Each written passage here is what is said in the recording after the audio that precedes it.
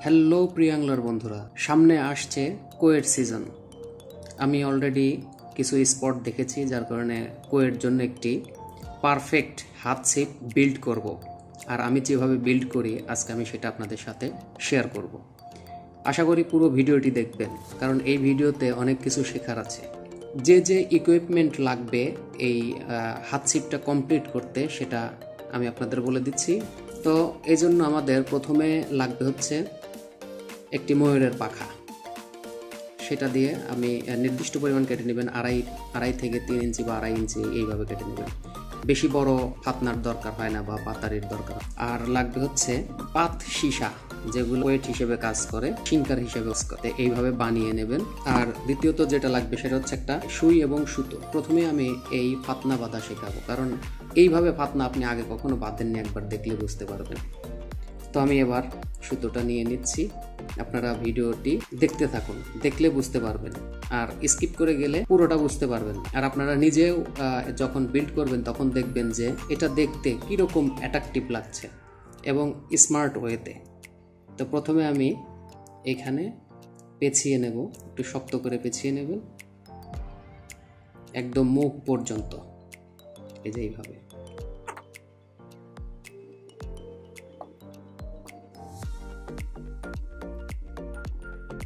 এবার আমরা যে কাজটি করব, এই সুইটা এখান দিয়ে ঢুকিয়ে দেব, ঢুকিয়ে ওই এখান দিয়ে বের করব, এখান দিয়ে।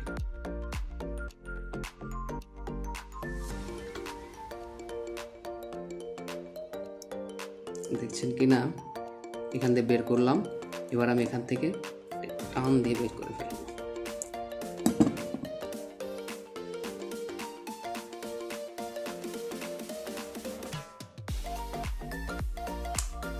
দেখুন এখন বের করে ফেললাম।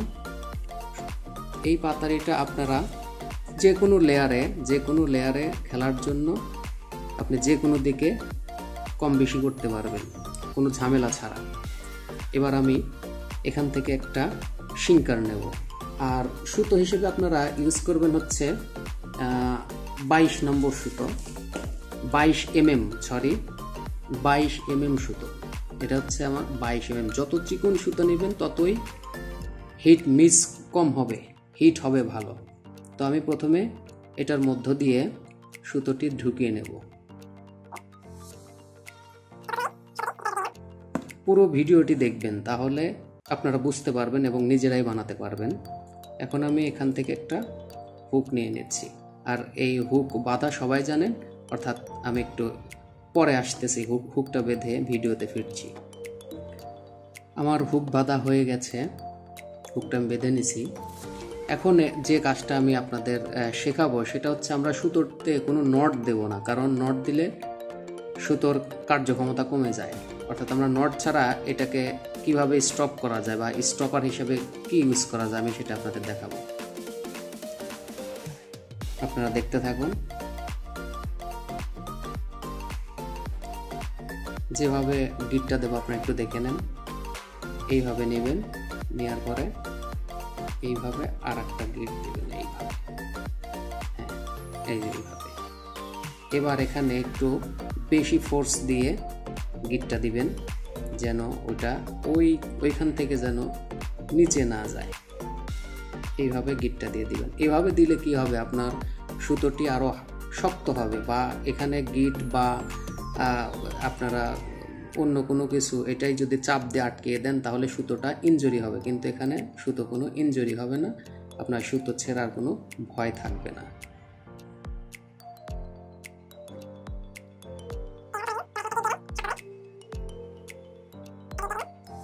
এবার আমি এটা কেটে দিচ্ছি।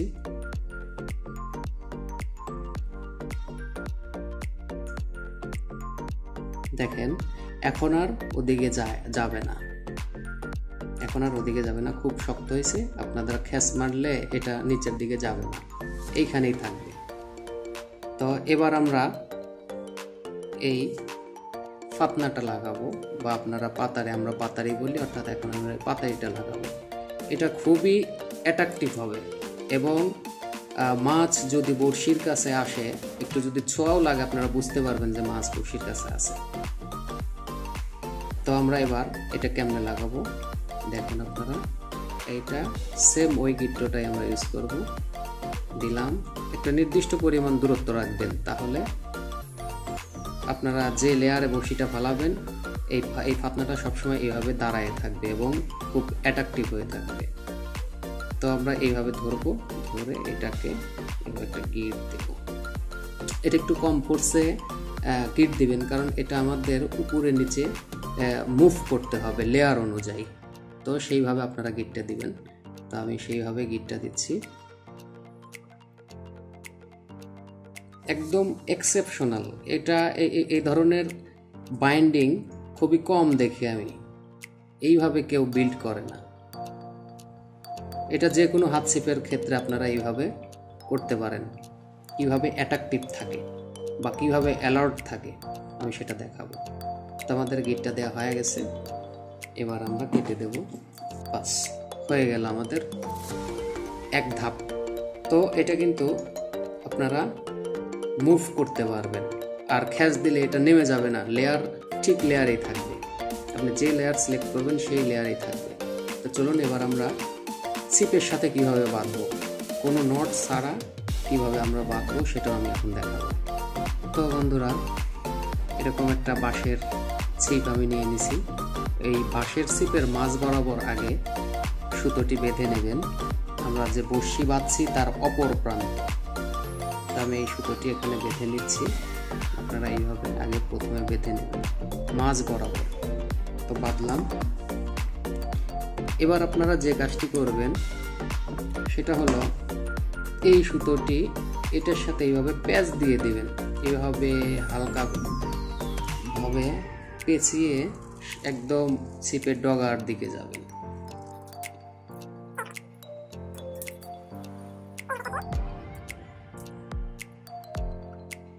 পেঁচিয়ে আমি ছিপের ডগাতে গেলাম। এবার আমি ডগাতে আসলাম। এই ডগাতে কোনো গিট দিবেন না, কারণ গিট দিলে সুতো ছিঁড়ে যাওয়ার সম্ভাবনা থাকবে। কিন্তু আমি যেভাবে দেখাবো এইভাবে যদি আপনারা বাঁধেন তাহলে ছেঁড়ার কোনো ওয়ে নেই। আপনারা একটু দেখতে থাকেন। সুতো নেবেন, তাহলে আমার সুতোতে কোনো নট থাকলো না।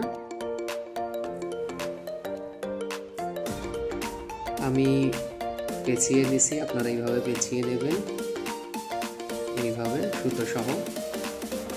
এবার আমি এখানে একটা গিট দিয়ে দিচ্ছি। তো বন্ধুরা, হয়ে গেল আমাদের একটি পূর্ণাঙ্গ হাত ছিপ বিল্ড করা। এবং কিভাবে বিল্ড করবেন তা আপনারা ভিডিওতে দেখতে পারলেন। আশা করি এই স্টেপগুলো ফলো করলে আপনারা সিমিলার একটা রেজাল্ট পাবেন। শুধু টোপ হলেই হয় না, একটা হাত ছিপের গঠন কোয়ালিটিও ভালো হতে হয়। তো আপনাদের যদি এই বিষয়ে কোনো মতামত থাকে বা কোনো কিছু জানার থাকে, অবশ্যই কমেন্টে জানাবেন। ভিডিওতে অবশ্যই একটি লাইক দিবেন, আমার চ্যানেলটি সাবস্ক্রাইব করবেন, তাহলে পরবর্তী যে ভিডিওগুলো আমি আপলোড করব সেগুলো আপনারা পেয়ে যাবেন। সবাই ভালো থাকবেন। আল্লাহ হাফেজ।